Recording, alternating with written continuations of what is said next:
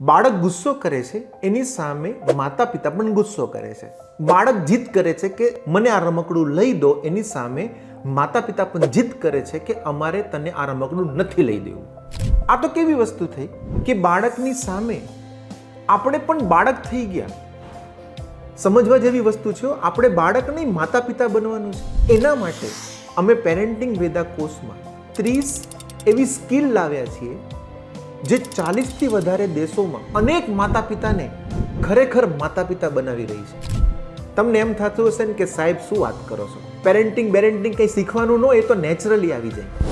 તો હું આપને આમંત્રણ આપું છું, તમે અમારો પેરેન્ટિંગ વેદાનો વર્કશોપ એનરોલ કરો. 30 સ્કિલના 7 વર્કશોપ ભરો અને જો તમને એમ લાગે કે અમારા બાળકના ઉછેર કરવાના પર્સપેક્ટિવમાં ધરખમ ફેરફાર નથી થયો, તો એક પણ પ્રશ્ન પૂછ્યા વગર અમે તમારી તમામ રકમ પરત કરી દઈશું. ભલે આપણને લાગે કે પેરેન્ટિંગમાં કંઈ શીખવાનું ન હોય, પરંતુ મેં જેટલો સ્ટડી કર્યો છે એના આધારે કહી શકું કે દુનિયામાં શીખવા જેવી જો અતિ અગત્યની એકમાત્ર બાબત હોય તો એ પેરેન્ટિંગ છે. તમને બાળક સાથે ડીલ કરતા આવડી ગયું ને એટલે દુનિયા જીતી ગયા. જય હિન્દ, જય ભારત.